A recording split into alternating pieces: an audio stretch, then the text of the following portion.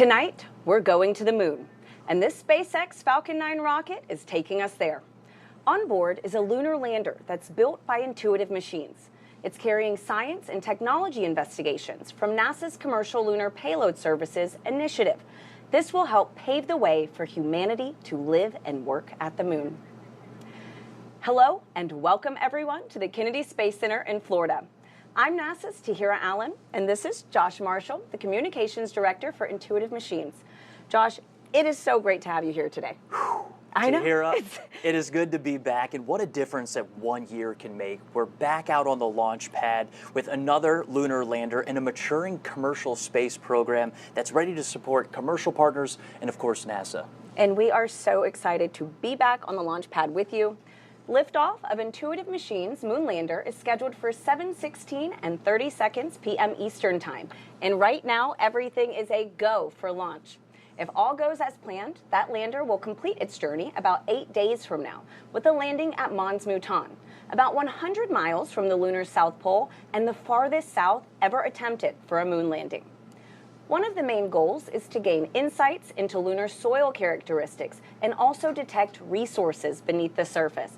Josh, describe the build-up to this moment today. I mean, oh my goodness, for Intuitive Machines. I'll try to sum it up for you. Back in the early days of the company, we started this mantra of if people see your excellence and that you do the things that you say you're going to do, exceed those expectations. And after our first mission, well, we have some room to grow, and this moment is another opportunity to push that bar forward, get hardware to space, and show people what Intuitive Machines is capable of. Well, I mean, you've already accomplished so much, so good luck tonight. Now, there are more than a dozen NASA and commercial instruments headed to the moon tonight, and we're going to walk you through them over the next hour and a half. But first, Josh, tell us a little bit about your spacecraft. We've got a replica of her right here that's sending all this new technology to the moon. Well, first off, we love her, and her name is not? Athena, including her solar panels. She's just over 14 feet tall. With the landing gear, she's just shy of 15 feet wide. That's about the length of a standard car parking spot. The lunar lander weighs nearly 1,500 pounds and is capable of delivering about 220 pounds of payload to the lunar surface. That is a lot of science, Josh. So, you know, we talked about having commercial instruments on board this lander. Can you walk us through some of those payloads on Athena? Absolutely. Let's take a look at some commercial ones. We have Lunar Outpost Map Rover underneath the garage right here. We'll move this around. We have Nokia just on this side.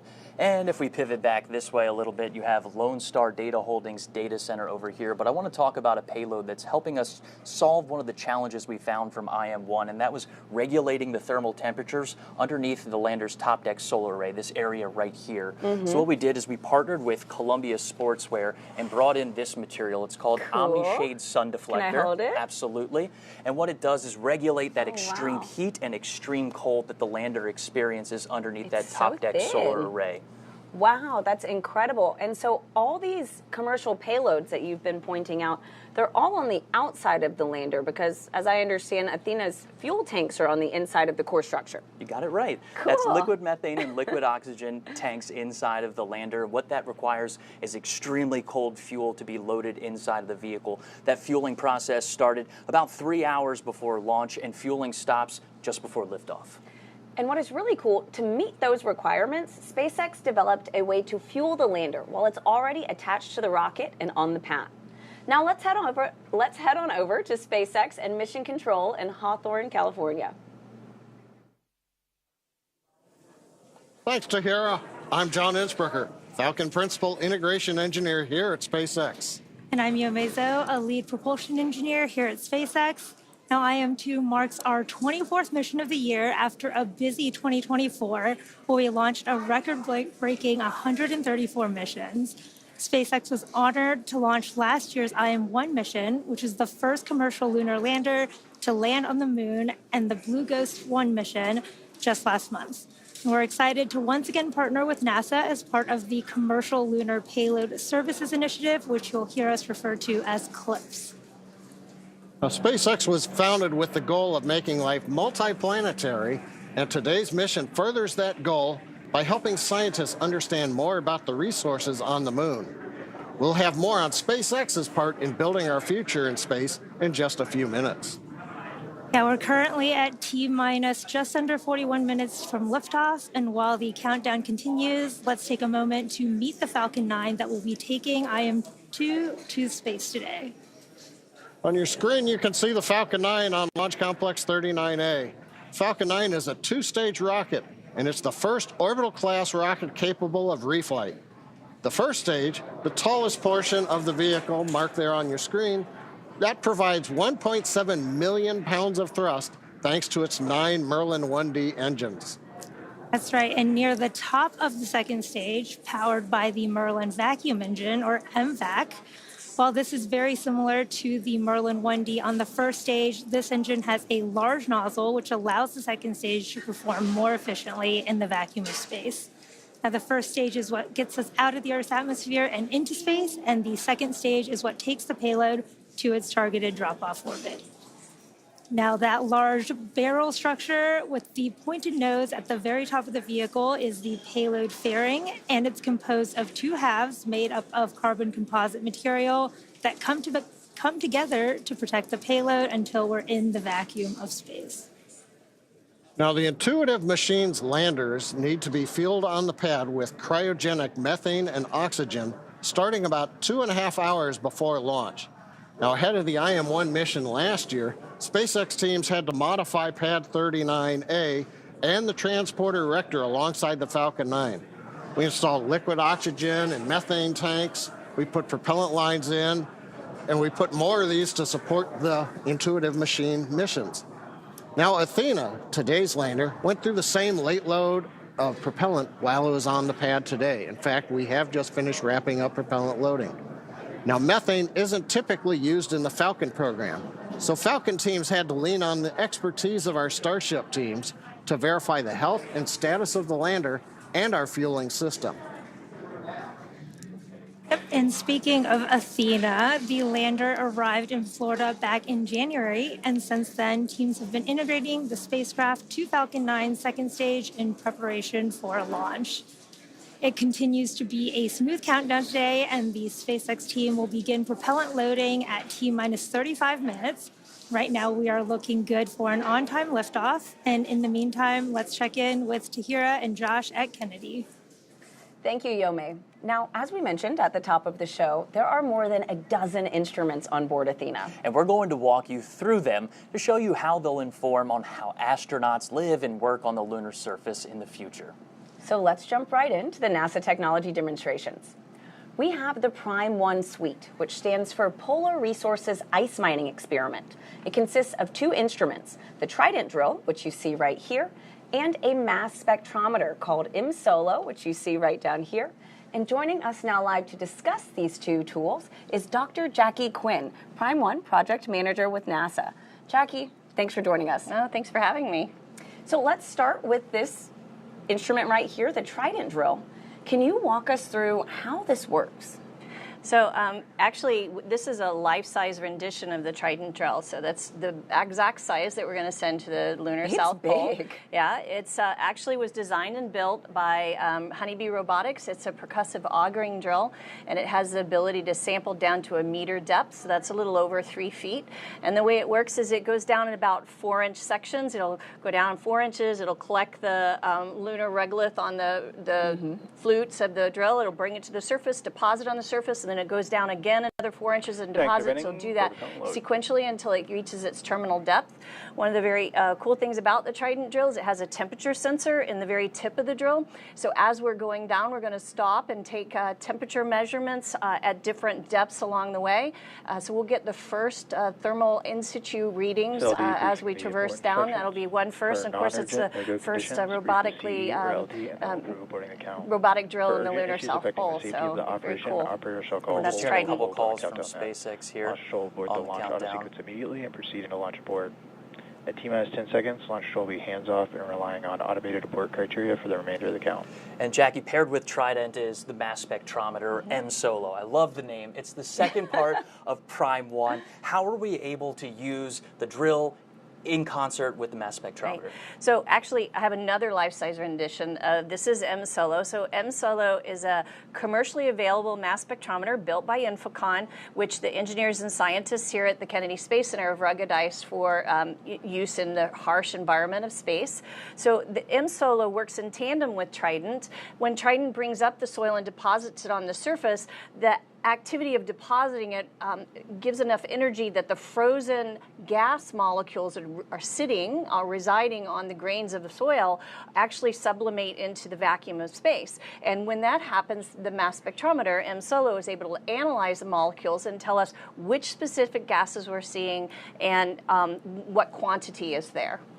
And so, Jackie, real quick, can you give us the big picture? You know, what does a Prime 1 suite contribute to the overall goal of long-term human presence at the moon? Yeah, so right now, I would say we're fairly tethered to Earth as human explorers, and we want to be able to have a sustained presence on the moon, on Mars, on any celestial body. And in order to do that, we need to be able to live off the land. So if we look historically at explorers, say Lewis and Clark that went from Missouri to the Pacific, they were able to do it because they lived off the land. They gathered food and vegetables, they hunted, they drank water. Well, we as explorers of space need to be able to live off the land as well. And the way to do that is to be able to get the water if it's there, and be able to harness it for creating fuel and oxygen. And that's what Prime 1 will do, is to give us those first key engineering components that allow us to design future systems. That is so exciting, Jackie. Thank you so much for joining us today. Being here. Go Prime 1. And it sounds like we also did just get a call out that RP1 propellant loading is underway. So that is a great update to hear. Now, also aboard Athena is the Laser Retroreflector Array, or LRA. It's a collection of reflectors. You can also think of them as mirrors that are designed to use reflected light from an orbiting spacecraft laser to help locate landers better on the lunar surface. Tahira, this technology requires no power to work and has been used since the Apollo era. And now we're looking forward to a new era of lunar exploration with NASA's Commercial Lunar Payload Services initiative. Here's why we're teaming up with American companies to deliver science and technology to the lunar surface. Our moon. It seems so close in the night sky, but getting there is really hard. But what if there was a way to change that? Only a few nations have successfully landed on the moon. As NASA sends astronauts back to the lunar surface, this time to stay, we will need to send science and technology instruments ahead of time to lay the foundation for human exploration. To make this happen, NASA is helping establish a commercial lunar economy. For the first time ever, there will be commercial delivery services to the moon. We are enabling American companies to send our payloads to the lunar surface for us. These delivery services will expand our capabilities for exploration, radically increasing the amount of science we can achieve. This high-risk, high-reward initiative will invest in and leverage the entrepreneurial spirit of American innovation to launch a commercial lunar marketplace, advancing technology and exploration for all of us. With this never-before-seen streamlined access to the moon, we will be able to make novel measurements and develop technologies that scientists have long wanted to do on the lunar surface. And as this new industry matures, this commercial delivery service for NASA and other customers could expand beyond the moon to other destinations in our solar system. And we can learn to live on another world because we are explorers. Josh, one thing that I think is super cool about tonight's delivery being led by Intuitive Machines is that it's controlled from your mission control, and it is a super unique setup. That's right, Tahira. Let's take a live look at Nova Control. This is the nerve center of our entire program at Intuitive Machines. Starting now, we have 3 primary flight controller teams working 24/7 to monitor, command, and control our lunar lander during its journey to the moon and Athena's mission on the lunar surface. Here's a closer look at how Athena may accomplish her mission. Athena's mission may provide the wisdom required to define How will humanity live and work on the moon? These kind of questions, where we go from being observers of the moon to builders on the moon, this is the first step to begin to answer those kinds of questions. Her route to unlocking the moon's secrets follows the same path as an old friend. Odysseus lunar lander separation confirmed. Small engine firings refine Athena's trajectory before approaching lunar orbit. We have to do what's called a lunar orbit insertion. It's about a 900 meter per second maneuver. It's a big burn. In orbit, Athena checks on her payloads, including Lone Star's data center, and manages extreme heat in the light and frigid cold in darkness. We're just going in orbit, doing the things you do with satellites. This will be very similar to what we do with our orbit and comm relay satellites, starting with IM-3. A short engine firing sends Athena into a lower orbit to prepare for one final 600-second burn maneuver to the surface. And it's a nice ride. The engine provides a steady level of thrust that does pick up a little bit as we deplete fuel, but we control it. Finally, Athena's true mission, delivering technologies, science, and services that may enable humanity to live, work, and explore deeper into the solar system. It's definitely a great feat. But once you're there, you want to expand from that landing spot and go and look at different things. For approximately 10 days, Athena is designed to support NASA's Prime 1 drill suite, deploy a rover, send a rocket-fueled drone into a crater, and connect those spacecraft using Nokia's 4G LTE lunar surface communications system. We have people that are driven to build and fly and operate space equipment, and that's what we're here for. It's who we are. In addition to Athena, Intuitive Machines and NASA developed a first-of-its-kind technology called the Micronova Hopper for IM-2. We're joined now by Trent Martin, the Senior Vice President of Space Systems at Intuitive Machines, to talk about the Hopper. Trent, welcome. Thank you. So, I hear over at Intuitive Machines, y'all call the Micronova the Grace Hopper. We do. Naharika Agrawal, our project manager for the Hopper, named it after Grace Hopper, who was a pioneer in software programming. Well, what's such a fitting name for another pioneering technology? You know, Absolutely. Hopper had big support from NASA's Space Technology Mission Directorate through what we call a tipping point award. Can you explain why that is? You know, what is it about Grace that has everybody so excited? Yeah, so we had decided that we were looking for a technology that could be utilized to go to extreme locations on the moon. In particular, places that rovers couldn't go.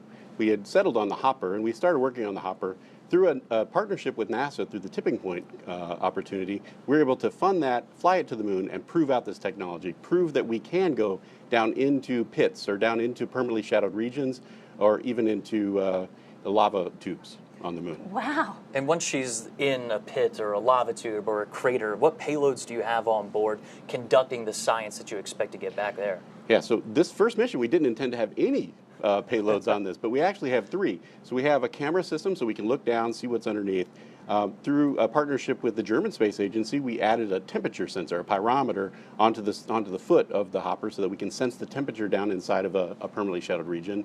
And then working with a company out of Hungary called Pulley Space, we put a neutron spectrometer on board so we can actually tell if there's water down inside of a PSR. That is so exciting. Now, so you talk about Hopper going inside these craters, these lava tubes. Does she have to hop back out to transmit the data, or can she do it from inside there? Well, we believe that she's going to have to hop back out. However, partnering with Nokia, we've actually put a Nokia antenna on top of Hopper. And based on the analysis that Nokia has done, we believe that we will be able to communicate outside of that PSR that we're flying into just by bouncing the signals off the walls of the crater. But we'll find out. That's part of the experiment. How far away is that crater, and how many hops do you think it'll take to get there? So we're going to take 5 hops once we get to the surface. 1 to get us off of the lander, and then several different hops to prove that we can fly parabolically, we can fly a steady level flight, we can fly down into the PSR, and then wait a period of time and then fly back out of the PSR. We'll be 700 meters away from the lander by the time we're finished. It is so exciting just hearing about the complexities of, this lunar technology that's going to the moon. And Trent, we wish Grace safe travels into the history books. We do too. Thank you very much. Thank you. Now let's head back to SpaceX in Hawthorne, California, where John and Yomi are standing by live right now. Thanks, Tahira. Everything continues to be go for launch as we count down to liftoff in just 26 minutes from now. Now, not only is the Falcon family of vehicles supporting NASA's lunar efforts through contracts like CLPS, but we're also working directly with companies to help support a growing commercial industry, and that's unlocking space for both commercial and government customers. Yep, that's absolutely right. And for more than a decade, Falcon 9 has supported 45 missions to the International Space Station with our Dragon spacecraft, starting with our first cargo resupply mission, then returning human spaceflight capabilities to the U.S., and even helping launch 2 additional cargo missions with Northrop Grumman's Cygnus. All of these missions have enabled science and research to be conducted on the International Space Station. Yep. A lot of work from low Earth orbit. Now, since 2022, SpaceX has supported the next generation of commercial space exploration.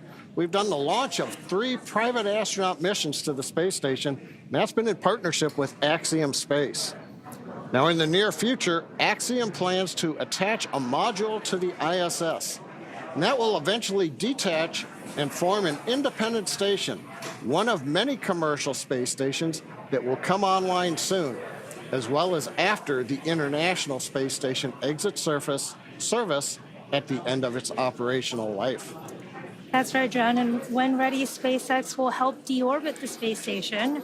NASA awarded SpaceX a contract to develop the U.S. Deorbit Vehicle, or USDV, which is a modified Dragon designed to guide the ISS through a controlled re-entry into Earth's atmosphere. This will be a pivotal moment in spaceflight history, and as the space station departs orbit and hands off the baton for future private missions like those from Axiom or VAST, which is working on developing space stations that launch directly into orbit. And you can see that on your screen right now.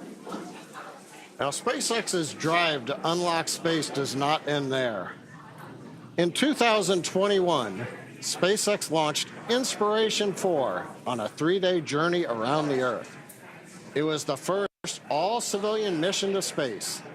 And missions like Inspiration 4 that you can see here, Polaris Dawn, and the upcoming From-2 mission, those allow commercial astronauts to conduct research and other activities in the microgravity of outer space, as well as demonstrate new technologies while orbiting the Earth. Now, as some of you may recall, last year the Polaris Dawn crew reached the highest altitude ever in Earth orbit since the Apollo program. They participated in the first ever extravehicular activity, what we call an EVA, where they stood up in Dragon wearing SpaceX-developed EVA suits. They also conducted 36 research studies and experiments designed to advance both human health on Earth and during long-duration space flights. There's a nice view of the very top of Dragon where they conducted that EVA from in the SpaceX suits. Yeah, those were incredible missions. And all of these missions, including today's IM-2 mission, are helping set the stage for future missions to the Moon, Mars, and beyond. And of course, SpaceX continues to support NASA's Launch Services program with missions like Sphere X and Punch, which are currently scheduled to launch in just a few days. So very exciting times ahead. But back to today's mission. Let's check back in with Tahira and Josh over at KSC. Thanks, Yome. So we are at about T-minus 22 minutes from liftoff tonight. Josh, if all goes as planned, this would be the second lunar landing for Intuitive Machines. I mean, that has to feel good. It does. And just last year, we became the first commercial company to land and operate on the surface of the moon, despite a harder than expected landing caused by a laser altimeter mishap. Now, so what did your team do to assess IM-1 and really make modifications for this second mission tonight with Athena? Right. After IM-1, the entire team met and reviewed every minute of the mission. What went right, what went wrong, and identified a few improvements for Athena. Namely, we've taken extra steps in testing to ensure Athena's laser altimeter is rock and roll ready to go, Tahira. I mean, that sounds great, Josh. So let's talk about this landing site. The landing for IM-2 is at Mons Mouton. It's named after the award-winning NASA mathematician and computer programmer Melba Mouton, who contributed to the successful Apollo 11 moon landing. Mons Mouton is about 100 miles from the lunar south pole, climbing nearly 20,000 feet high. That's about the height of Mount McKinley in North America. This mountain is also about the size of Delaware, stretching 2,700 square miles, and will be the southernmost lunar landing ever attempted. Now, Josh, can you break down what are the differences between the IM-1 landing site from your first lunar landing and the IM-2 site for Athena tonight? Well, both of these sites are lunar highland areas, very similar when it comes to that. The IM-2 landing site is about twice as close to the South Pole than our first mission. Why was Mons Mouton chosen? Was there anything specific that you all used to really narrow this down for IM-2? That's a great question. I asked our scientists, and as we move closer to the South Pole, combining Earth and Sun visibility becomes more challenging. So we chose Mons Mouton because the Sun and Earth visibility enables a longer surface mission so that NASA commercial payloads may complete their operational goals. It also has a crater close by that we're targeting for Grace to explore called Crater H. We'll have to think of a better name for the next round of explorers that drop by. Absolutely, Josh. That's so funny. Now, and those explorers could be, Artemis astronauts. The Mons Mouton area is also one of the potential landing locations for the Artemis 3 mission. It's a region no other crewed mission has ever landed or explored before. Here's a closer look at the type of preparation that goes into returning from the lunar surface in our Artemis Moon Minute.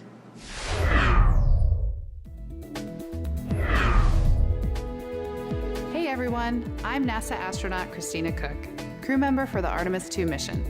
I'm here at NASA's Johnson Space Center in Houston, Texas, where the Orion spacecraft is closely monitored for mission control during flight. Speaking of the Orion spacecraft, teams are gearing up for another important exercise off the coast of San Diego, California. Underway Recovery Test 12, or as we like to call it, URT-12, is the third in a series of tests to make sure teams are prepared to safely recover myself, Reed Wiseman, Victor Glover, Jeremy Hansen, and the Orion spacecraft. On URT-12, a mix of NASA and stand-in astronauts will be inside an Orion mock-up, and Navy divers will practice getting them out of the capsule and into helicopters, which will fly them to a nearby naval ship. Teams will spend the week running through different scenarios, including a daytime or a nighttime splashdown. That's your Artemis Moon Minute. For all Artemis updates and info on the Artemis 2 mission, you can scan the QR code on your screen or visit nasa.gov/mission/Artemis-II. Now, for more on SpaceX's lunar efforts, let's go back to John and Yomei live at SpaceX in Hawthorne, California. Thanks, Tahira. As we mentioned earlier, Falcon 9 is the first orbital-class rocket capable of reflight. And in fact, this will be the 9th flight of this particular first-stage booster supporting this mission. Together, Falcon 9 and Falcon Heavy have completed more than 450 launches and over 380 reflights. It's hard to keep track of the scorecard. And today, this booster will be attempting to land on our drone ship, a shortfall of gravitas. And this would be the 100th booster landing on that particular drone ship alone. That's pretty incredible. And rapid reusability dramatically reduces launch costs, which helps increase launch frequency and enables a wide array of new government, commercial, and scientific opportunities in space like this one. Now, lowering the cost of access to space is helping take humanity's next steps into the solar system, whether it's in LEO, GEO, interplanetary, or even deep space. Now, when the costs are lower, government and commercial customers can launch more missions, which helps accelerate development. This also helps commercial satellite and private research customers afford to launch more projects to space, and that helps stimulate innovation here on Earth. Absolutely. And missions like SpaceX's transporter and bandwagon rideshare programs help make access to space even more affordable by sharing the cost of a launch across many customers. All of this is to say reusability is that key innovation and it's making Stage space 2 more launch accessible load has started. for the industry as a whole. We just heard Stage 2 launch load is beginning. We're right on time. But let's talk more about technology and innovation, and we'll head back to Tahira and Josh at Kennedy Space Center. Thanks, John. Many of the technology demonstrations on board Athena, like Prime 1 and the Grace Hopper that we heard about earlier, were driven by NASA's Space Technology Mission Directorate. Now, some are NASA-supported experiments that are developed by private companies.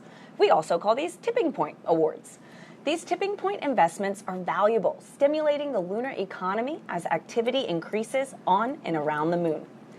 Now, to talk about these programs, these payloads and awards, we're joined now by Mark Thornblom, Deputy Program Manager for Technical Integration of NASA's Game-Changing Development Program. Mark, welcome. We're so glad to have you joining us. Yeah, it's great to be here. It's an exciting night. Can you first explain, what is tipping point and what does it mean to NASA and our partners? Sure. So a tipping point project is a true collaboration and partnership between NASA and an industry partner. We are seeking commercially led new space technologies that show a promise for the benefit of commercial missions and for NASA. And so essentially what happens is that both NASA and the commercial partner have identified a new technology that is ready to be matured and be tested and then infused in the commercial market. So both NASA and the commercial partner, they both put in money, they put in resources, expertise, test facilities if needed, they put their plan together, they mature the technology, they test it, and so in this case, send it to the moon, prove out that technology, and then be ready to infuse it into the commercial market for a future mission that both the commercial world benefits from and NASA benefits from. And so there are two tipping points on this lander, right? And right. so we heard about one a little bit earlier, the Grace Hopper. Can you expand on how this might revolutionize, space exploration? Yeah, so the word revolutionize is really perfect for this type of mission. In the past, almost exclusively planetary exploration has been done with wheeled rovers. And that's been great. They're incredibly reliable. They do their missions well, and we've benefited greatly from them. But we've got to the point now in the science investigations, particularly on the moon, where we need to get into those more hard-to-reach places. In this case, we want to get to the bottom of a crater. We want to get into those permanently shadowed regions where we believe that resources, water, and other volatiles are there that we can go and eventually extract and use.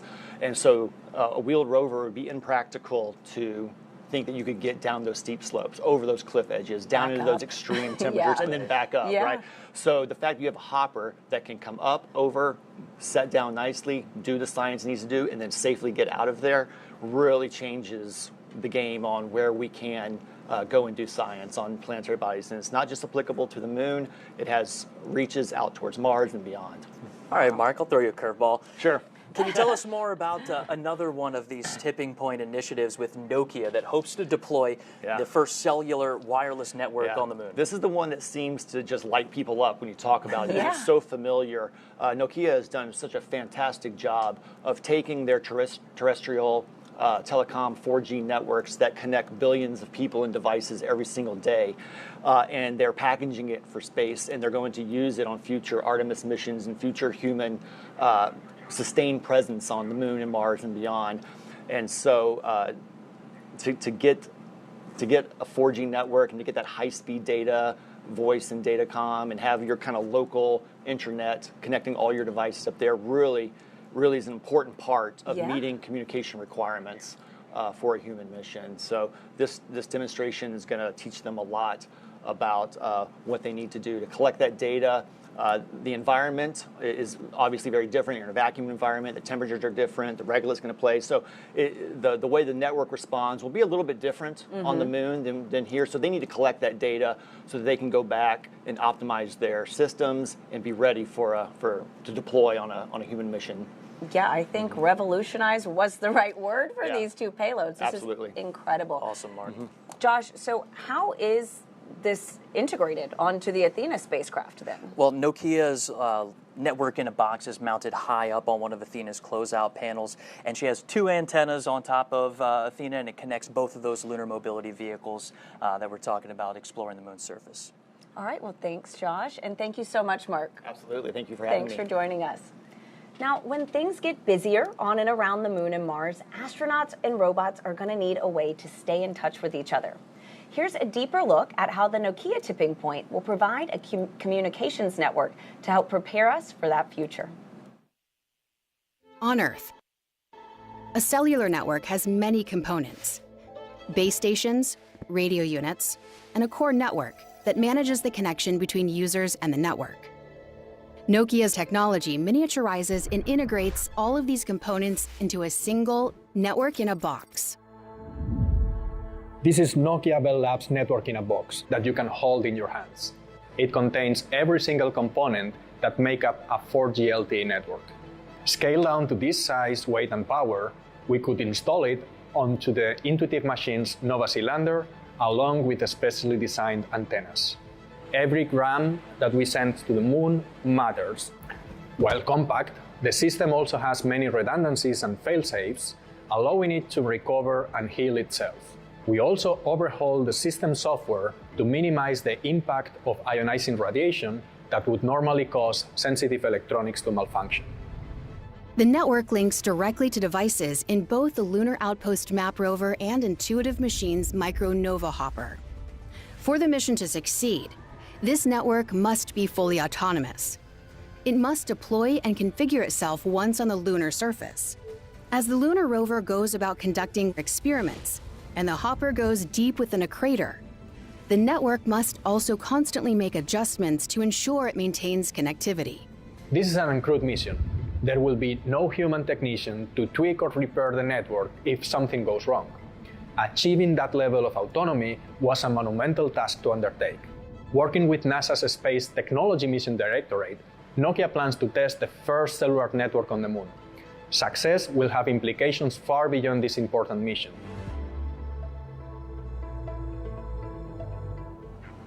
While Nokia's lunar network technology will be the first deployed on IM-2 mission, it's also being adapted for Artemis 3.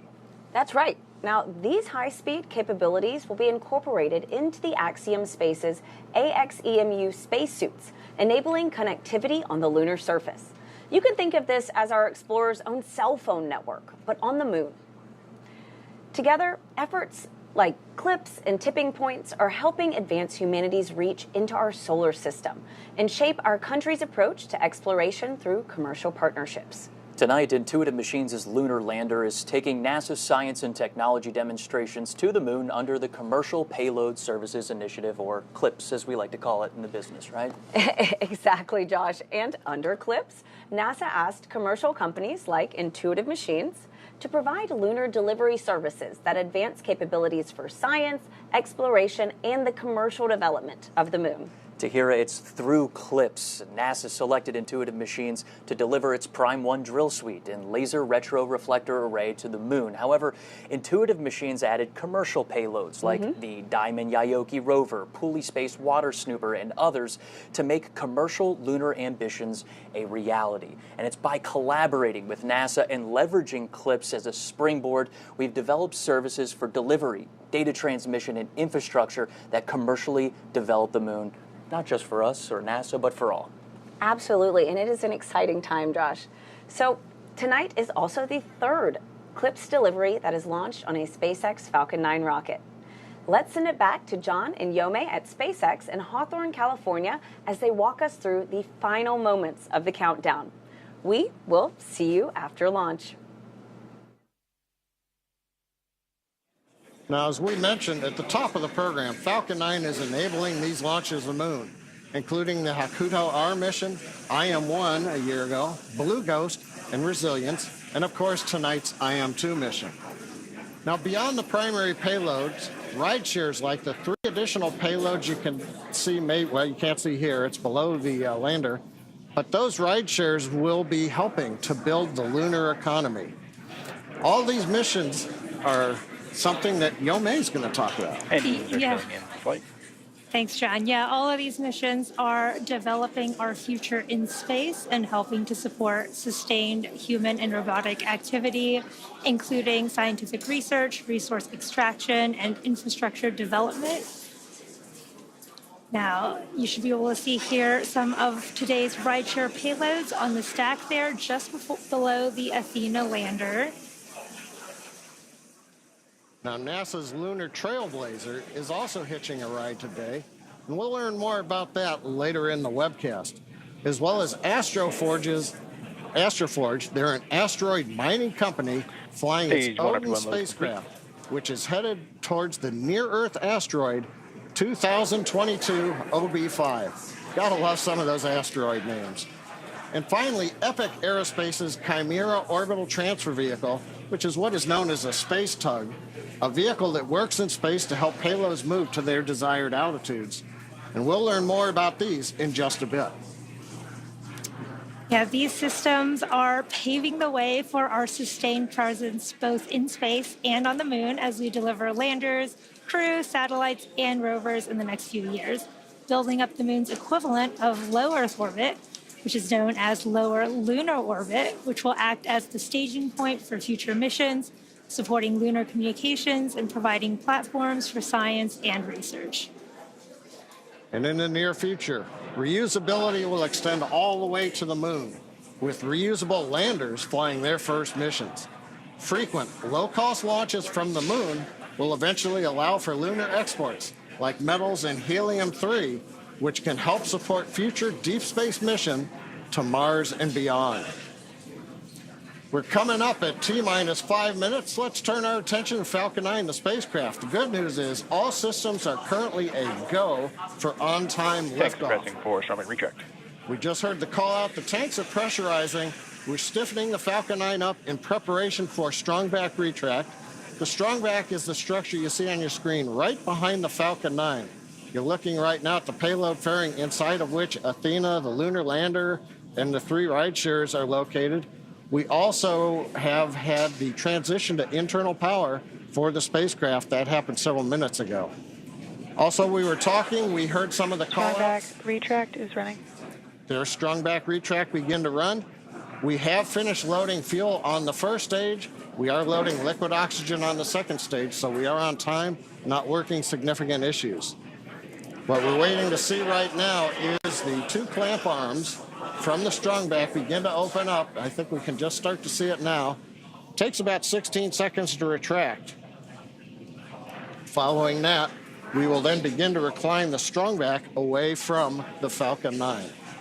Yep, and you can see those clamp arms are opening as we speak. The vehicle is nearly fully loaded with propellants and will complete at the T-minus 2 minute mark. The range is also green and ready to support today's launch. And if for any reason we do not launch today, we do have a backup opportunity tomorrow at 7:11 p.m. Eastern Time. At this point in the countdown, both the first and second stages are nearly fully loaded with 1 million pounds of kerosene fuel and liquid oxygen. Falcon 9 uses 2 propellants. One's a refined form of kerosene called RP1, or Rocket Propellant 1, and we also use LOX, or liquid oxygen, as our oxidizer. Now, fire generally needs 3 elements to ignite: heat, fuel, and an oxidizing agent, in this case oxygen. That's the fire triangle. In our case, the liquid oxygen is chilled well below its boiling point. That makes it denser, and that means basically we can load more of it into the rocket. Yep, and the third part of that fire triangle is a chemical known as TTEB, or triethyl aluminum and triethyl borane, which we use as an ignition. Stage 1 LOX load complete. There's that call out for stage 1 LOX load complete. And the combustion of RP1 and LOX is what makes the rocket go, and it's that TTEB mixture that sets the match to the propellant mix. Now, in addition to finishing LOX loading on the second stage in about 30 seconds, we'll have another major event at T-minus 60 seconds, and that's Falcon 9 computers going in startup. The autonomous first and second stage internal flight computers will take over the countdown.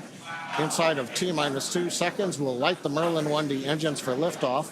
And right now, though, coming up on T-minus 2 minutes, the Intuitive Machines payload continues to be healthy, and the Falcon 9 team is tracking no issues on the rocket.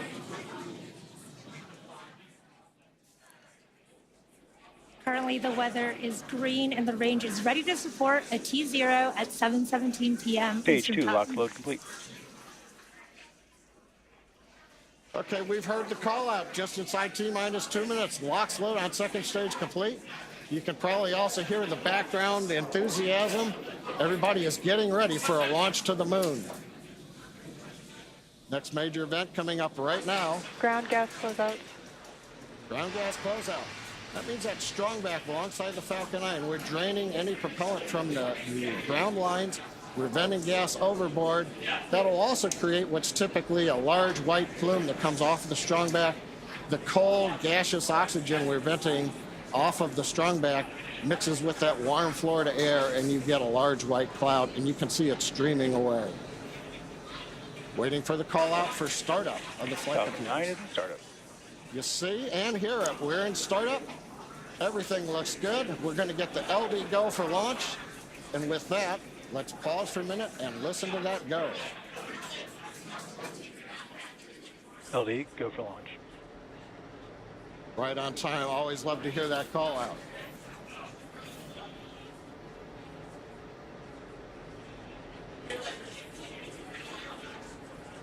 T-minus 30 seconds and counting. All systems are go for launch of Falcon 9 with the Intuitive Machines lunar payload.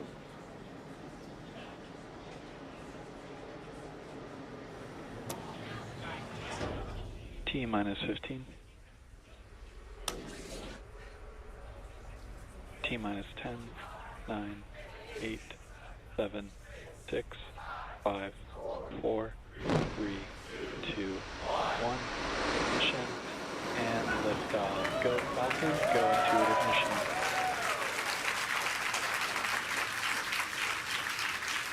Vehicle is pitching downrange.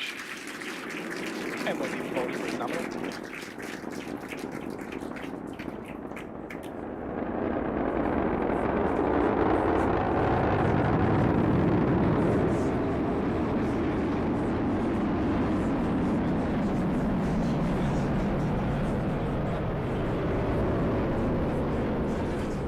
Falcon 9 carrying IM-2's lunar lander Athena has successfully lifted off at pad 39A. We're heading to the moon. We heard the call out of the pitch kick. That's a small tilt of the vehicle. We're still going pretty much straight up, but now we're also slowly heading horizontal. You heard that call out for power and telemetry nominal, and once we reach orbital altitude, we're going pretty much horizontal to the Earth. The rocket needs to go about 17,000 miles per hour. Falcon 9 is supersonic. Horizontally. We heard that call out. We are supersonic, and in just a few moments, we will pass through max Q, or maximum aerodynamic pressure, on the booster. Max Q. We're through max Q, and the Merlin 1D engines have throttled back up to full power. Next call out we ought to hear is MVAC chill. Falcon 9 data is continuing to look good as the first stage heads out over the Atlantic Ocean.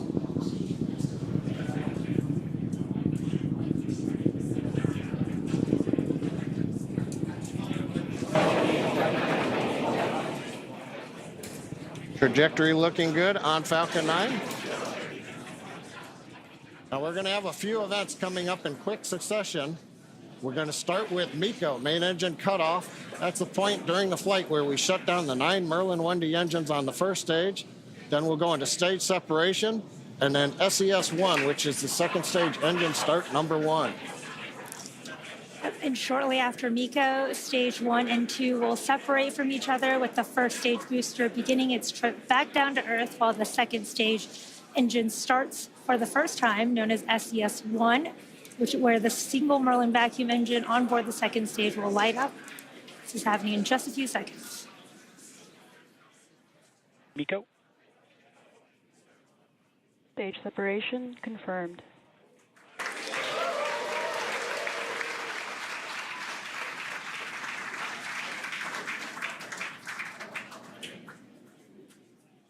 And vac ignition. Call-outs of 3 good events. You heard it, and you should have seen it there on the webcast. MECO stage sep and SES-1. Now, the first stage is not powered. It's shut down. Great views coming from the second stage cameras as we have just had sunset a little while ago at Kennedy Space Center. The first stage is now coasting to apogee. That's the view on the left side. We're slowly turning using cold gas thrusters. We're turning to orient the engines into the direction of flight. Also, you may have been able to make out in a little bit of the light, the titanium grid fin deployment is underway. We're using pneumatic gas pressure. Confirmed. And here comes fairing separation. And a beautiful view. Looking at Athena and the ride shares on top of the second stage stack. So we had good fairing Vehicles separation. are on a nominal trajectory. Trajectory's nominal. First stage is looking good as it coasts to apogee. Second stage under power. Yomei, everything continuing to look good right now on the mission. Yeah, we are at just over T plus 4 minutes into today's mission. IM-2 is SpaceX's 24th launch this year, and we are currently in the first of 2 planned MVAC burns. Around the T plus 6 minute mark, you should see on your screen the first stage's entry burn. It's currently making its way back down to Earth. And for that entry burn, we will relight 3 of the M1D engines on the first stage, starting with the center engine, followed shortly by the engines next to it, which will slow down the vehicle as it passes back into the Earth's atmosphere. Now we need to slow down the first stage to reduce re-entry forces, which will help us recover and reuse that first stage. And you can follow along on your screen to the telemetry on the bottom left and right of your screen for the stage 1 and stage 2 speeds and altitudes. You may have noticed on the left side of your screen, first stage altitude has begun dropping. We have reached apogee, and now we are under the pull of gravity headed back down to the Atlantic Ocean. Now to slow us down, we'll use that entry burn. And that means we're firing 3 Merlin engines to decelerate the Falcon 9, but we'll still be moving very rapidly. And that's going to cause the vehicle to fly through the Merlin exhaust gases. It's also known as the rocket's plume. And this will deposit a layer of soot on the vehicle surface, one of the signatures of a flown booster. Now that soot comes from the carbon-based fuel that Falcon 9 uses. Now it took us almost 2 minutes since separation to get up to apogee. It's going to take the rocket just as long to bring the first stage back down to the edge of the atmosphere for the entry burn coming up in just about 20 seconds or so.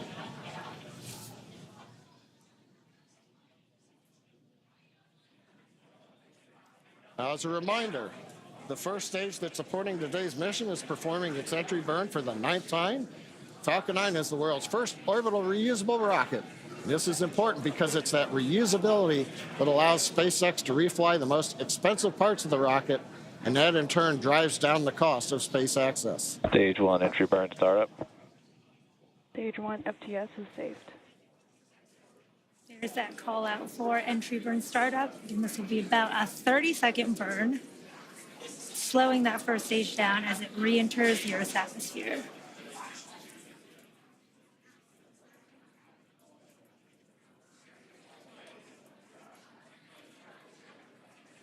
Stage 1 entry burn shutdown. There you can see the end of that entry burn on the first stage.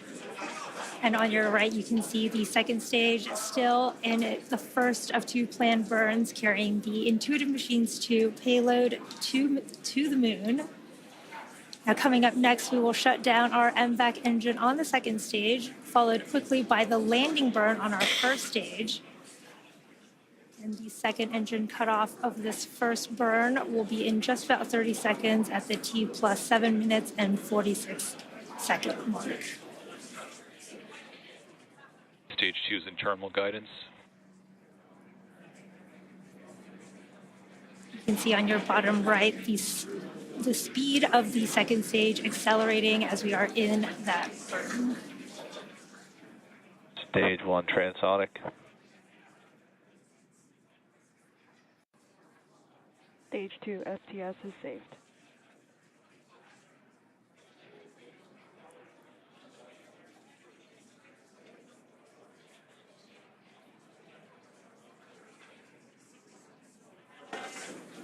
MVAC shutdown.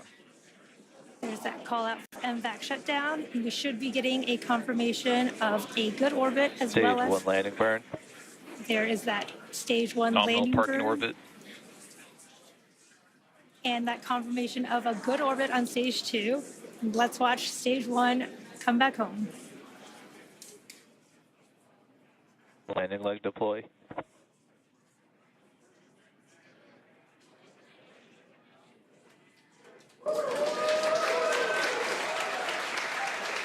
Stage 1 landing confirmed. Awesome views of that first stage landing. There you have it. That was the 413th recovery of an orbital class rocket, including first stage landings for Falcon 9 and Heavy. Oh, first stage is back on the drone ship. Beautiful mission. Second stage is in the parking orbit in our low Earth orbit. Now the mission does continue in space with stage 2. Coming up next, we have the second burn of our MVAC engine. We call that SES-2. And that'll be the second stage burn around the T plus 36.5 minute mark. And we'll follow that with spacecraft separation. Until then, we're going to send you back to Tahira and Josh at Kennedy Space Center. Thank you, John and Yome. If you're just joining us, welcome to the Space Coast of Florida, where we just witnessed live the beautiful liftoff of the moon-bound Intuitive Machines lunar lander named Athena. It launched on top of a SpaceX Falcon 9 rocket from Launch Pad 39A right here at Kennedy Space Center. Intuitive Machines is an American company based in Houston, Texas. We developed and built a complete space program around our lunar lander that's carrying, among other things, several NASA payloads. And if everything goes as planned, in 8 days, Athena is expected to land at the Mons Bhutan region of the moon, about 100 miles from the lunar South Pole. That is right. And make sure you stay with us tonight. Our broadcast here on NASA Plus will continue through Athena's acquisition of signal, which is expected to happen just after 8 p.m. Eastern Time. Now, Josh, besides Athena calling home for the first time, are there any other big milestones that your team is monitoring and waiting to happen right now? Well, it's important to remember that Athena making that first phone call home isn't an easy feat. The lander's designed to make a lot of autonomous decisions throughout the process, including getting into max power attitude. That's one of the first things flight controllers will confirm after we hear from Athena for the first time. They'll be checking that her top deck solar array is locked in, pointing right at the sun. And Tahira, one of my favorite parts of this mission is while Athena is expected to call back to mission control, there's more action. Additional payload deployments from the rocket's second stage. I am super excited for that too. I don't think I've seen multiple rideshare payloads, release, and they are called ride shares. And while they aren't hitching a ride to the moon with Athena, they are on the same rocket, and Intuitive Machines has 3 of them, including the Lunar Trailblazer, which is managed by NASA's Jet Propulsion Laboratory. It's the only NASA science investigation on this mission that will not land on the moon. Once it deploys, it will orbit the moon about 60 miles from the surface to help scientists better understand the lunar water cycle. It will also inform future human missions as to where supplies of water may be found and extracted as a resource. The mission is managed by NASA JPL, and its science investigations and operations are led out of Caltech University. And we're joined now by Dr. Rachel Klima, Lunar Trailblazer Deputy Principal Investigator, to talk in more detail about Lunar Trailblazer. Now, Rachel, first though, what a launch tonight. Oh my gosh. Were you able to witness that? Yes, I was. It was, my mind is blown, not just because the launch was so beautiful, but like to have worked on something for so long and see it go, like, I don't know how this is my life. Congratulations. Absolutely. Can you tell us a little bit about the goal of the Lunar Trailblazer mission? Sure. So Lunar Trailblazer, we proposed it in 2018 to follow up on some of the observations that were made almost about a decade before that of water on the surface of the moon, across the entire surface of the moon.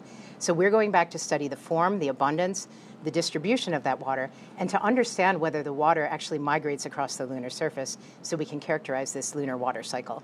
Wow. Tell us a little bit more about the science instruments on board that help you achieve that mission. Sure. So the way that we're doing that, we have 2 state-of-the-art instruments. We have one called the high-resolution volatiles mineral mapping, mineral moon mapper, excuse me.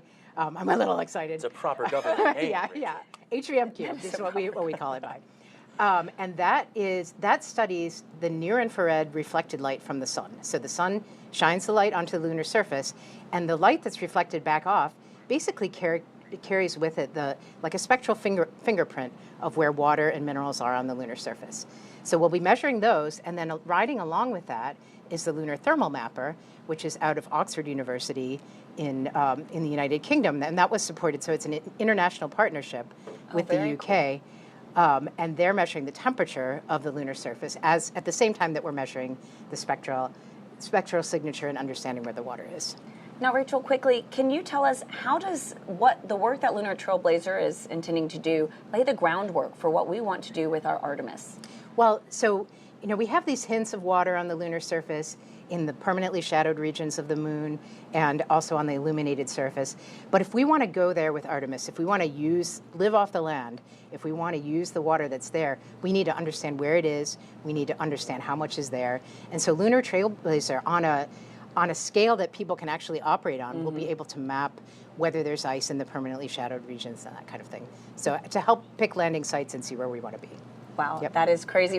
What an exciting future. Thank you so much for joining us, Rachel. Thanks, Rachel. Okay. All right, thanks very much. Now, Josh, I understand that there are a few other commercial rideshare payloads that, like Lunar Trailblazer, will deploy from the Falcon 9 rocket after Athena. That's right, Tahira, and you can see it at home in this animation. Athena separates, and then the 3 rideshare payloads deploy. This animation has a condensed timeline. We actually expect the payloads to separate about 5 minutes after Athena. Wow, I mean, even the animation, this is gorgeous. This is going to be such a spectacular view. So can you walk us through, what exactly is deploying here? Well, what you're watching are all of the rideshare deployments, including Astroforge, a space mining company, using this mission to scout its target asteroid that is out of this world, and deployment of Epic Aerospace's payload called Chimera. It's an orbital transfer vehicle intended to deploy multiple payloads after separation. And is there a special reason, that these ride shares joined Intuitive Machines CLPS lunar launches? That's a great point. And Intuitive Machines takes an Apollo-like trajectory to the moon. It's called a translunar orbit. It's like throwing a fastball right at the moon. It enables Athena to get there in about 8 days, but for ride shares, it's an opportunity to get into a high-energy orbit to get places like the moon or a deep space asteroid like Astroforge. It's also an opportunity to send our future lunar data relay satellites on the same launches as our lander missions, starting with IM-3, which is, of course, also carrying our CLPS payloads from NASA. That's right. And IM-3 will be Intuitive Machines' 3rd lunar delivery mission as part of CLPS, an initiative where NASA and American companies have teamed up to explore the moon. Now, a lot of research needs to happen before humanity can live and work on the lunar surface. And these CLPS missions are like our stepping stones towards creating that sustainable future. In the end, the rewards outweigh the risks. Landing on the moon is hard. We're going back. Under this Artemis program, we're going to be sending humans to the moon for the first time since Apollo. So ahead of humans, we want to get up as much science exploration and technology experiments as possible. So CLPS starts facilitating a lot of the early science, the things we want to learn before we even send humans. CLPS stands for Commercial Lunar Payload Services, CLPS. The services part is the key element. Ordinarily, when NASA delivers a payload to the surface of the moon, they do it with a commercial partner, but NASA controls the building of the vehicle. Now, we're buying the service of delivery of our lunar payloads to the surface of the moon. It is a delivery service, akin to a delivery service that you'd have here on Earth. NASA will provide payloads to a commercial company. They decide how to get it to the moon. They have to develop their own lander, but they also have to manage the entire end-to-end mission. It's meant to provide affordable, rapid, frequent access to the lunar surface through American companies. We're funding different companies. We have commercial companies that are competing to win task orders to deliver our payloads to the surface of the moon. One of the goals when we started CLPS was to help establish a lunar economy. Somebody has to do it first, and then it becomes commercially available. Then they're able to crank them up. then they're able to make it more affordable. And so the lunar surface is just the next frontier for a commercial environment. But we had to acknowledge up front, all the way through the highest levels of the agency leadership, that some of them will fail. These missions may not be as successful as a traditional NASA mission. We have accepted the risk that going through this innovative approach with these commercial companies, that there could be some failures. Some of them are new companies. None of them have ever successfully landed on the surface of the moon. So they're going to learn lessons. We need to give our vendors the opportunity to learn. And so that'll help ultimately buy down our risk as these companies learn, okay, what does it take to actually build up the lunar lander, integrate payloads, get to the lunar surface and land safely? They've been able to demonstrate that they have very, very good technical depth and the ability to design and execute missions. We're willing to take more shots on goal. We aren't risking human life. And in the big picture, if we're flying missions at 1/10 of the cost of a NASA mission and we fail 2 of them, we still get 8 missions for that same price. Even with 1 or 2 or 3 failures, this is still a very economical proposition. It's a risk posture which is more risk tolerant than NASA is accustomed to. There's not a single one of these companies that's willing to bet their mission on a coin toss. Every one of them is doing what they can in order to have the most successful mission possible. But the important thing to realize is that risk tolerant does not mean risky. And the rewards are a long-term ability to get payloads to the moon inexpensively, frequently, and rapidly. We want science, so we can then put more of our resources on even more science, exploration, and technology payloads and get more of a return on investment when we get to the moon. CLPS provides tremendous benefit across the scientific and economic communities. So there's a lot we'd like to learn about the moon to help human habitation and prepare us for missions to Mars and beyond. So the moon is the first step. Joining me now are Dr. Nikki Fox, the Associate Administrator for NASA's Science Mission Directorate, and Dr. Joel Kearns, the Deputy Associate Administrator for Exploration. Now, Nikki, Joel, what a launch tonight. Wasn't it beautiful? I know. Does it ever get old? No. Never. Absolutely not. Never, no. Particularly when NASA science is going to the moon on it. I know, right? It's more than just a launch. Like, think about, again, the future. So to talk a little bit about the future, Nikki, I know you're very passionate about how science can enable exploration. Yes. So can you talk to us about how the investigations and science going up tonight are really going to enable humanity having this long-term presence at the moon? Yeah, I mean, obviously, science enables exploration, but exploration enables science, and that's why we're so excited about having this partnership as we move forward. NASA science does great science wherever we go in the universe, literally. From the center of the sun to the edge of the universe, we're doing fantastic science. But the really cool thing is when what we're doing is really enabling humanity to take next steps. And so as we return to the moon, we're not just returning to the moon for a short trip, we're returning to stay, and then the moon lights our way to Mars. And so all of the experiments that we have that we're putting on CLPS are just there to enable us to do the next great things for humanity. And so, Joel, as part of CLPS, it is really to team up with American companies to help advance the capabilities of the commercial development of the moon. Can you explain how this CLPS initiative and these flights are really advancing what we want to do with Artemis? Well, every one of these CLPS flights, like the IM-2 mission, is advancing both science and technology that we will need to move humans out further into the solar system, but also answer really long-term scientific questions we've had for decades since Apollo. And we're doing this a very different way than we did Apollo. Yeah. In Apollo, it was a national effort that was really done by NASA with a major industry at the time. Here we're partnering with our international partners, but also, as you said, with commercial firms in the U.S. And the way we implement CLPS to carry out these science and technical objectives, we actually get as a service from U.S. industry the ability to bring things to the moon and get data back.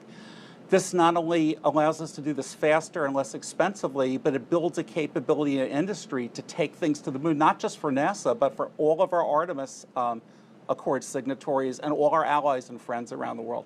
It starts with robotic landers, it goes to orbiters, and it goes to other small spacecraft. And you know that we are doing public-private partnerships now, even for the big human landers and the spacesuits. It's really the wave of the future for the moon and eventually Mars. Absolutely. Now, very quickly, this is a hard question, but what are you both looking forward to most in this new era of lunar exploration? We are going to go to places on the moon, again, to get ready for Mars and to answer questions about the moon that no one's ever visited before. So, for example, IM-2 on this mission will go the furthest, closest to the South Pole that anyone has ever been. And we know we want to send our Artemis astronauts to the South Pole. So just by going there, we're going to get the first information of what is the South Pole really like as we answer those scientific questions. And Nikki?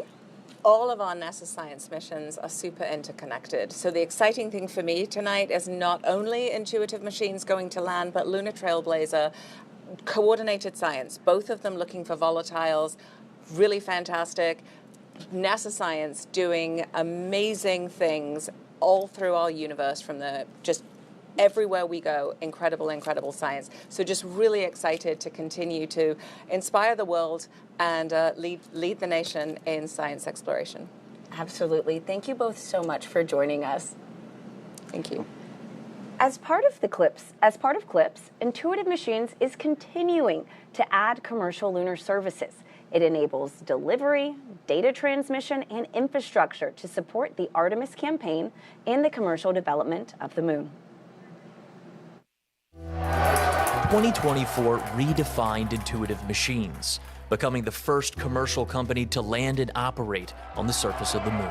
Houston, Odysseus has found his new home. And rapidly advancing services for lunar data transmission and infrastructure. When we jumped off on this CLPS initiative and pivoted the company towards the moon, it pushed the boundaries of what could be possible, and so we thought unconventionally. Last fall, we continued development of our lunar terrain vehicle, the Moon Racer, wrapped up 2024 with NASA astronaut testing at Johnson Space Center, along with a meteor crater trial run in Winslow, Arizona. To support delivering Moon Racer and other heavy cargo, the company completed several milestones in developing its heavy cargo lunar lander, Nova D. So what we're able to do with heavier cargo is provide a logistics supply chain to the moon. And while 2025 starts with another lunar liftoff, development of the first lunar data relay constellation capable of 4K video transmission is underway to support Artemis missions to the moon. Starting with our third and fourth CLPS deliveries, we plan on deploying data relay satellites and begin operational capability for Artemis and allow for more robust communication from the surface. Each mission is building the foundation for a sustainable presence on the moon and a foothold toward the next step into the solar system. We're now going to step aside while we await our next big milestones, the second burn of the second stage of the Falcon 9 rocket, and then separation of Intuitive Machines' lunar lander. We're expecting that to happen about 8 minutes from now, so we'll see you then.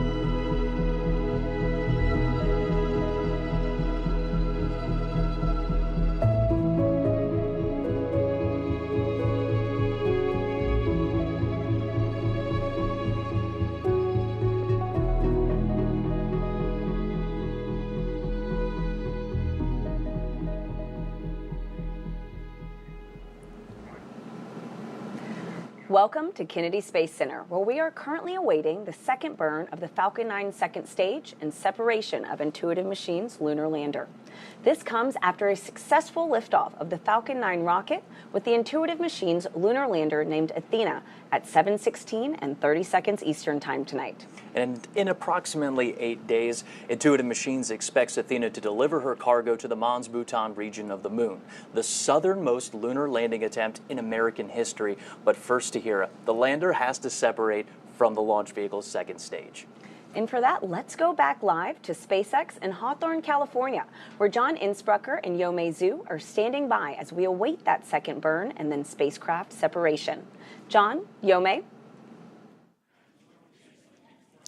Thanks, Tahira. We are a couple minutes away from our second and last relight of our MVAC engine. That'll happen at T plus 36 minutes and 25 seconds.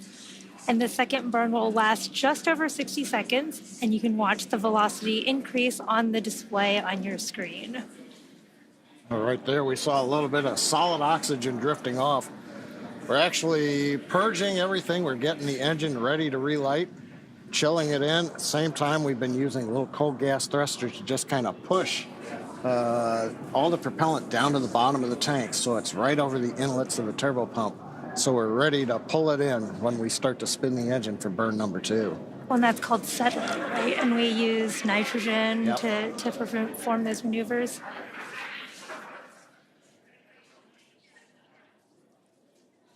And we can't see those thrusters that John mentioned. They're on the right on the main second stage, and we just have the MVAC engine view here.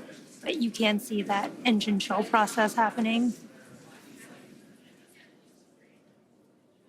You can also see the payloads on the left-hand side of your screen. Oh, and there's a nice view. We've got a second payload camera on this flight, and I think we're looking right up at the business end of Athena with the large nozzle. Yeah, really cool views. I love how Athena looks like a star when it floats away.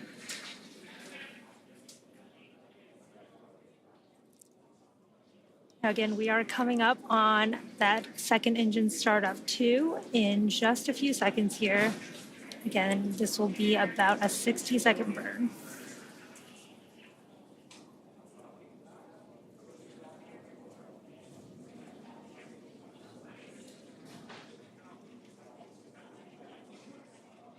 MVAC ignition. That's the call out for MVAC ignition.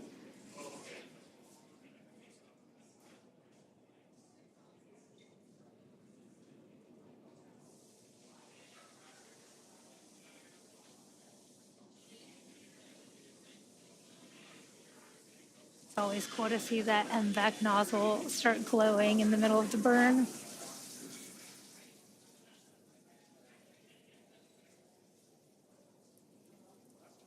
We are about 30 seconds into our 60-second planned burn on the second stage, carrying Athena and the rideshare payloads to the moon.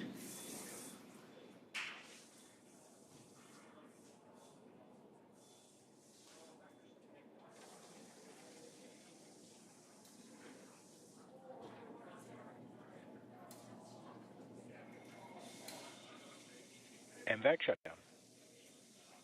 There is that call out for MVAC shutdown. We've completed that second burn of the second stage.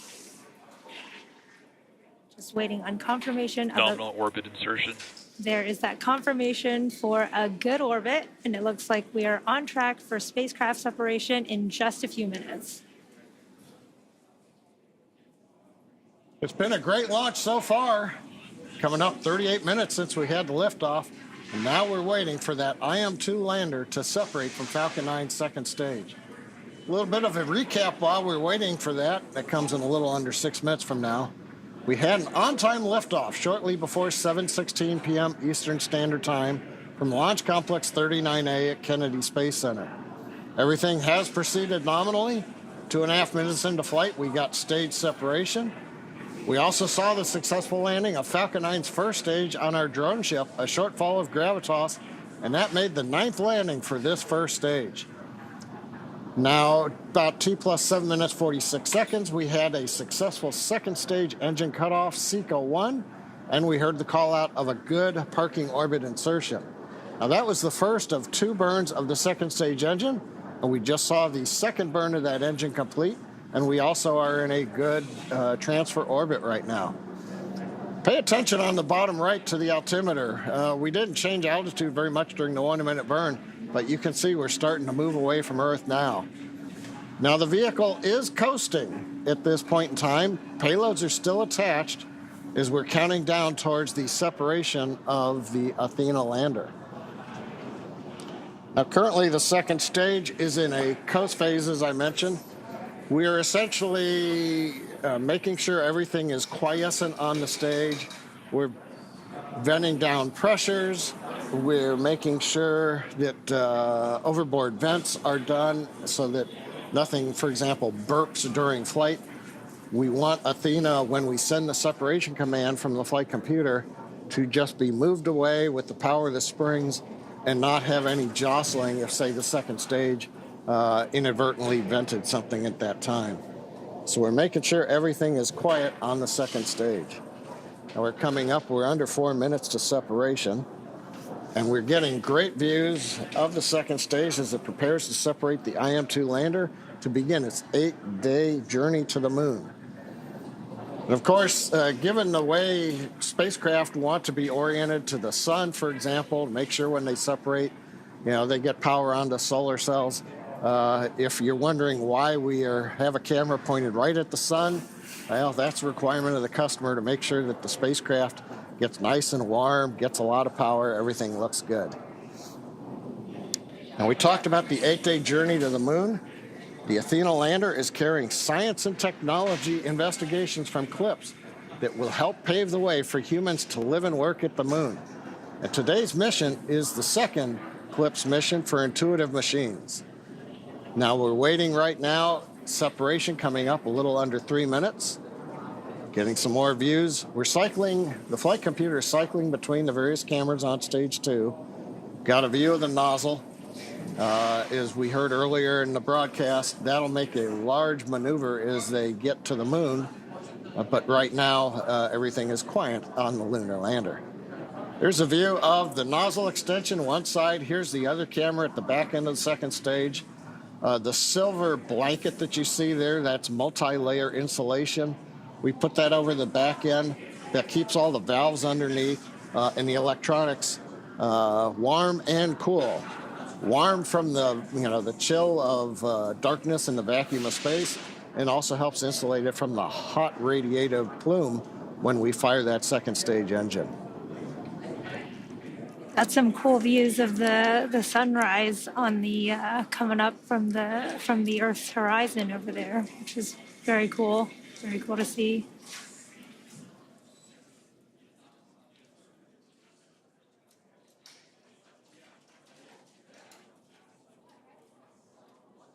"42 minutes, everything continues to be nominal on the second stage."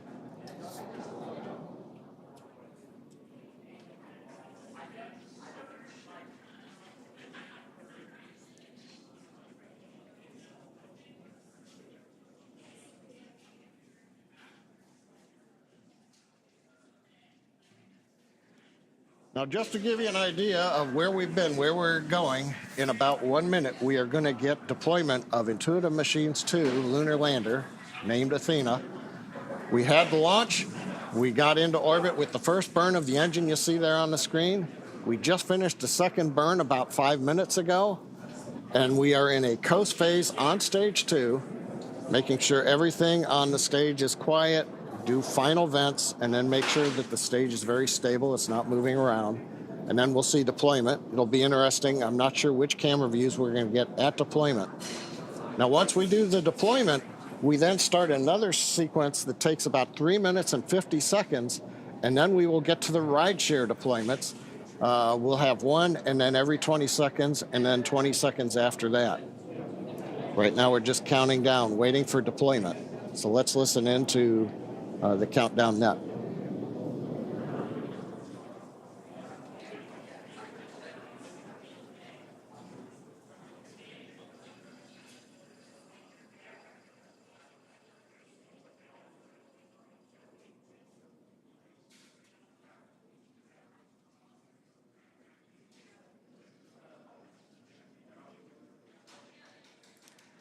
there is that deployment. You can see IM-2 Nova C lunar lander named Athena floating away from Falcon 9's second stage, confirming spacecraft separation.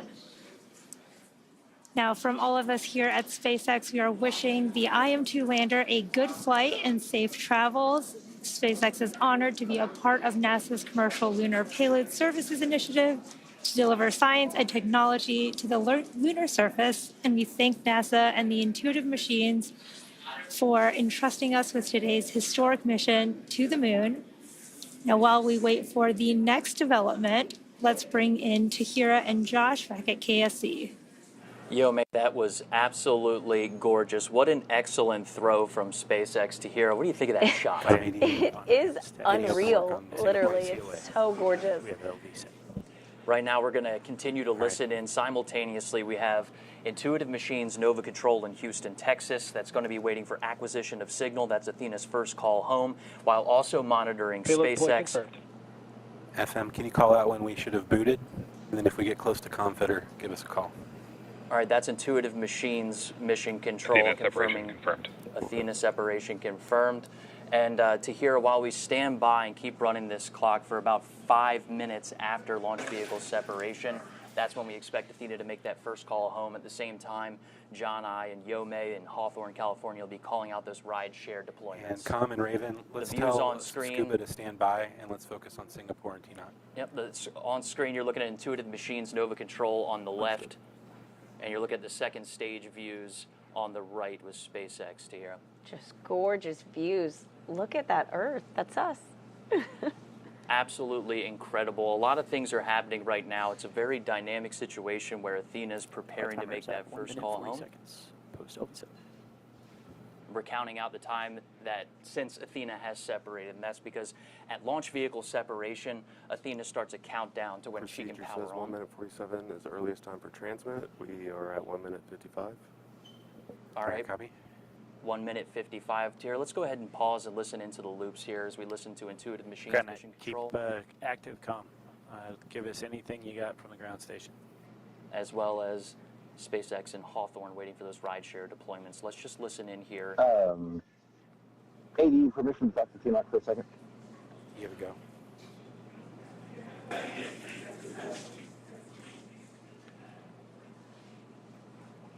Those calls you just heard are the ground net stations that you're looking at right now inside of Nova Control, waiting for the ground stations on Earth to acquire Athena's signal. We're standing by in Houston for Athena making that first call home, standing by in SpaceX Hawthorne for waiting for those 3 rideshare deployments. We expect all of these things to be happening simultaneously.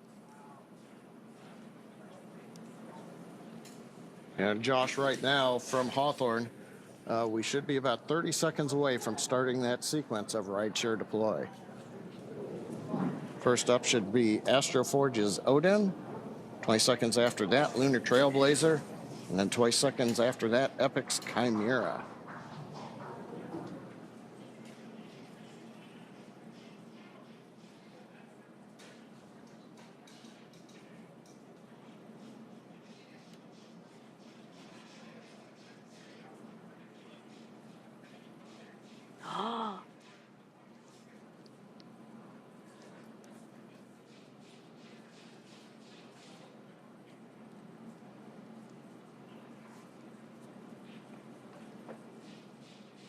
Odin deployed, as you heard over the net. Status, Odin's away. Lunar Trailblazer, separation confirmed. Lunar Trailblazer away.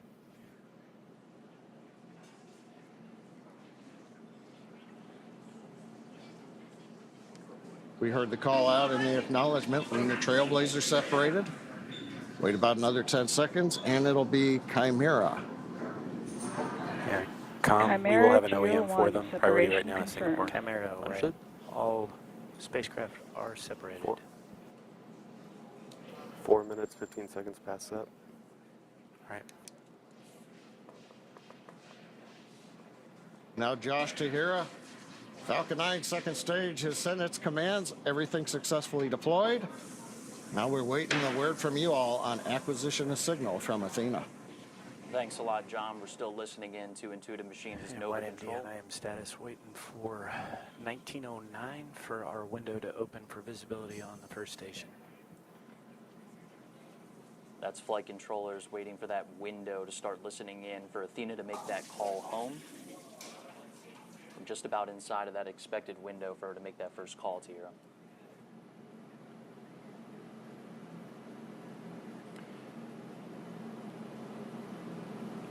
We expect Athena. We're still standing by for connection with TNOC, is that correct? That's good feedback. I'm getting. Should I enable randomization? Yeah, we're getting some information. We're waiting for visibility at our first ground station to hear. Those are the large radio astronomy dishes on Earth that are needed to make that connection to Athena out in space. What she's doing right now is autonomously commissioning. That's a process where she's turning on her power systems, getting into max power attitude. That's pointing that top deck solar array right at the sun, making sure we're getting good power coming through. Again, I'm just getting a little bit of information here that the visibility of the first station, that first ground station, to make that connection with Athena, 1909. So probably here just in the next couple of minutes, Mission Control is just going to be standing by for that opportunity. Until that window comes, 6 minutes post up. We're not going to hear that confirmation until that ground station's ready to receive that signal. Now, Josh, what happened? We're expecting 1909 for the visibility. That's correct. It's 1909. They're talking in Central Time, so that's 8:07 here on the East Coast. So here, just a couple minutes away, flight controllers are watching their screens, waiting to make that first connection with Athena while she's been autonomously commissioning herself in space. That process of getting to max power attitude, getting her radio pairs on, and making that first call home, all while moving just about 24,000 miles per hour. She's doing a lot. That's right. Now, Josh, what happens if Athena exceeds that time window? Well, if Athena exceeds that time window, it's okay. She's also programmed to swap radios and antenna pairs to get in a better configuration to make first contact with flight controllers that your folks at home are watching on the left side of your screen. That's Nova Control in Houston, Texas.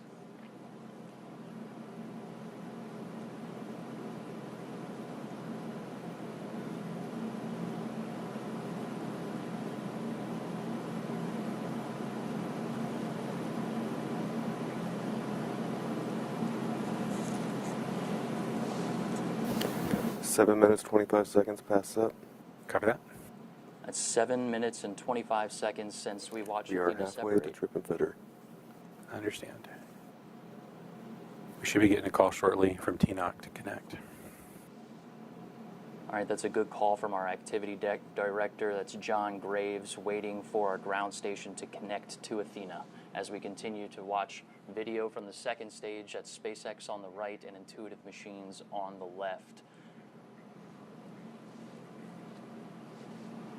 We'll see, what time do we have here? About 8:08 p.m. Eastern Standard. We're standing by for the ground stations on Earth to receive the signal that we expect. Athena is ready and already making that call back through that autonomous commissioning process. Tahira, you touched on what happens if we don't make this connection. It's going to be all right. It's okay. Okay, good.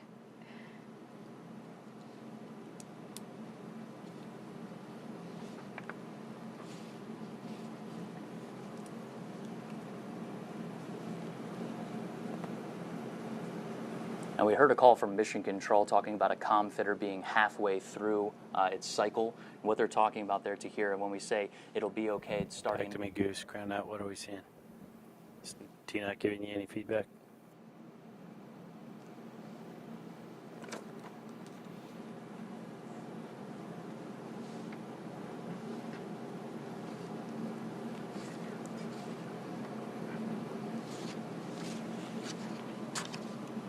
Come while they're working that. When is visibility open for Okinawa?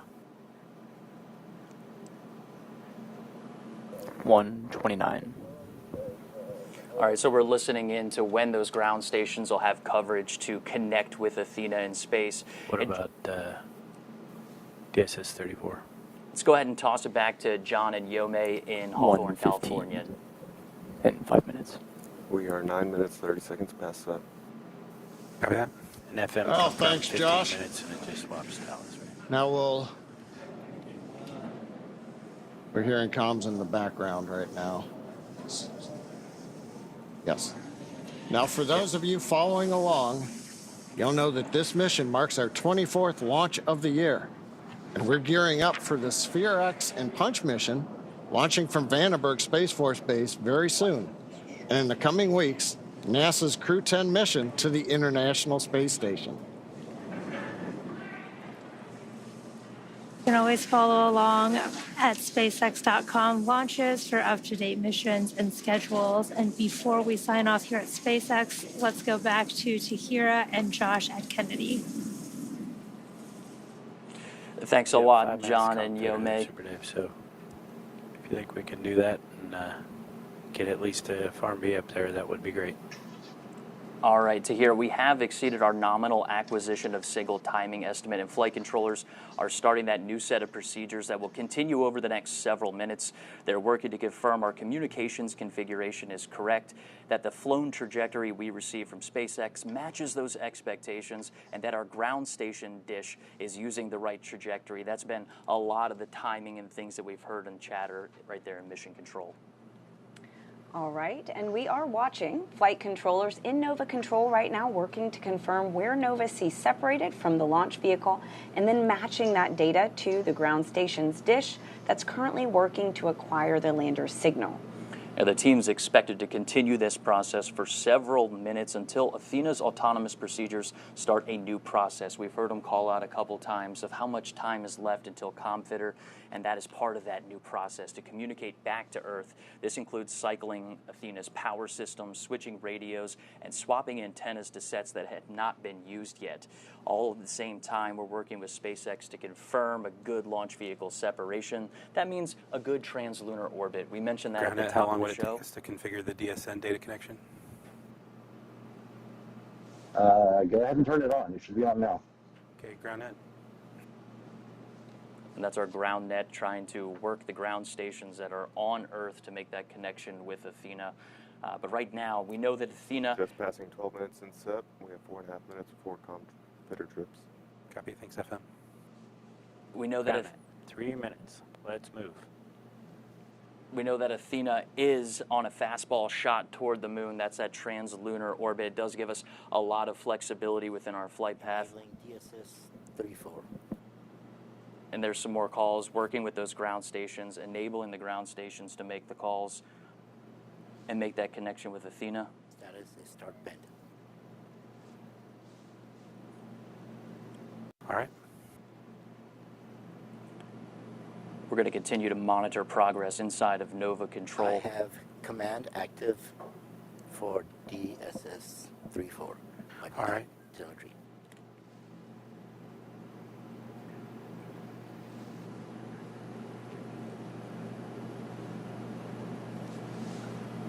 Setting command off.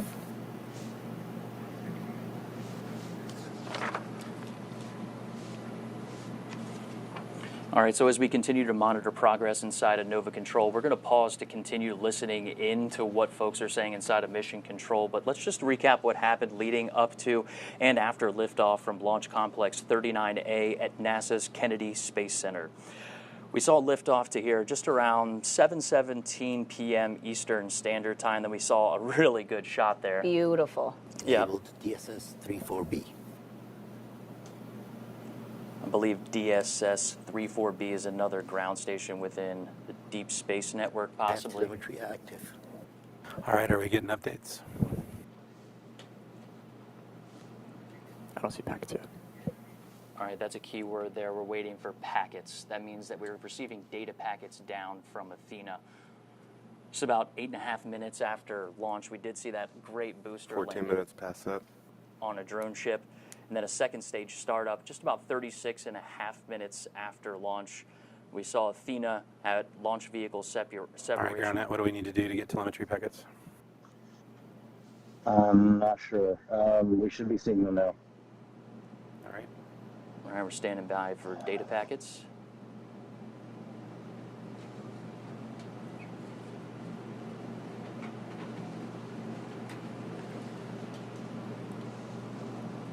Everyone glued to their screens here. We had launch vehicle separation with Athena just shy of 43 minutes after launch. Nominal acquisition of signal about 5 to 7 minutes. We've exceeded that time. We touched on that autonomous process of what Athena is doing, but right now it's more of a manual process inside of mission control as those flight controllers are working to configure the ground stations that are required to make that call. It's possible that Athena is powered on. All right, so while TNOC is working, looking for anything we can shake on the DSN side to get packets. And so, Josh, we've mentioned a few different ground stations tonight. If they get this signal from any of them, does that work? Yeah, it sounds like they're switching over ground stations as we're listening in. I'm not familiar with which one and where they're working those, but they're working to get that signal from Athena, and that's coming from our ground net. And you can see folks working inside of mission control, trying to solve this problem inside of our circular design control room, allowing folks to kind of wheel around and get the information that they need.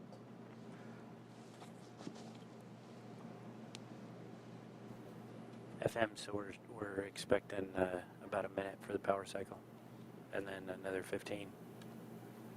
Sitting there looking, same antenna config. 30 seconds to the power cycle is what I got. Copy. Okay. All right, as we enter this... Call it out, we'll start a timer. As we enter this power cycle, we're going to continue to work that autonomous process with Athena. We're at 16, 17 is what I'm showing. Is that what we got? I'm now at 16, 17 right now. Okay. Copy.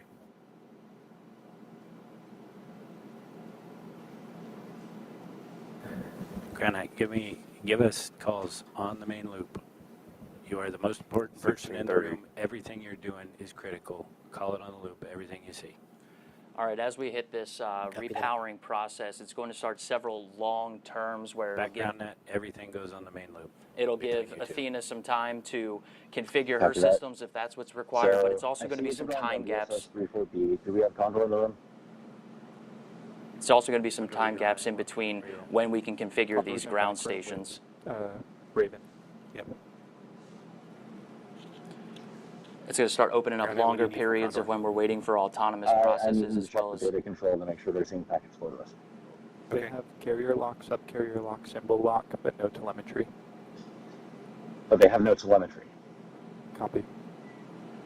All right, that's a good sign. We're hearing carrier lock. That's one of the steps that we heard on our first lunar mission.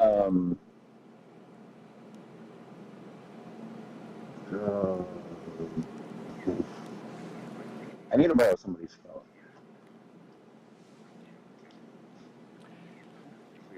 Showing packets. All right, we're showing packets. All right. Oh my goodness. Everybody wake up.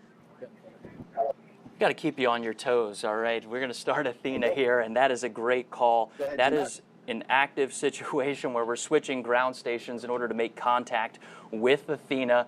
Kept us on our toes. I feel a little flushed in the face, but getting those data packets and getting that confirmation from Mission Control, best news I heard all night. I didn't think anything was going to top watching that launch, Tahira.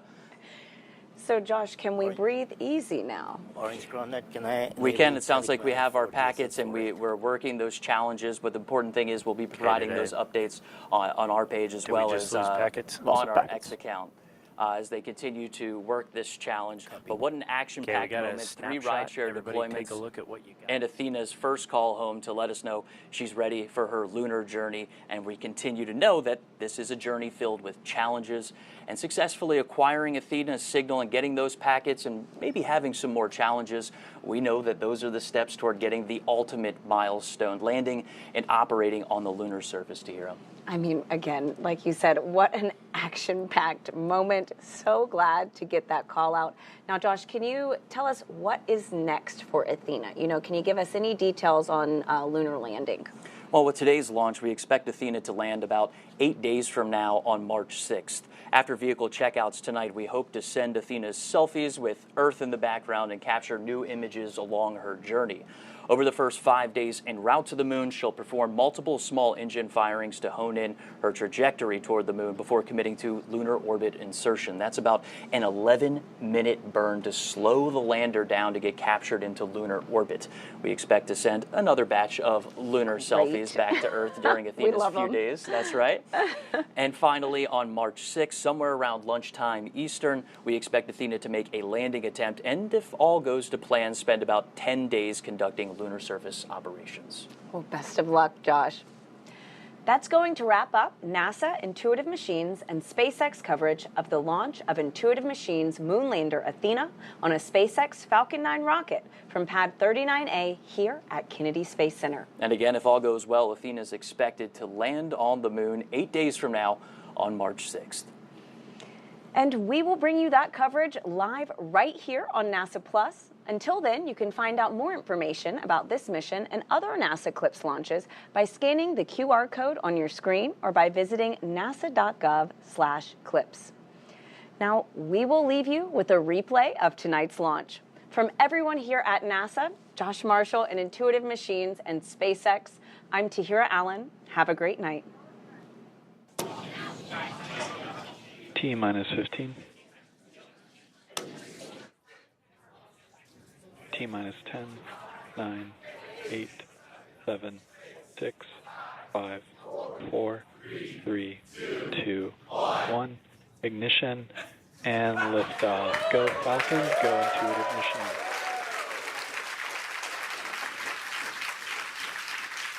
Vehicles pitching downrange.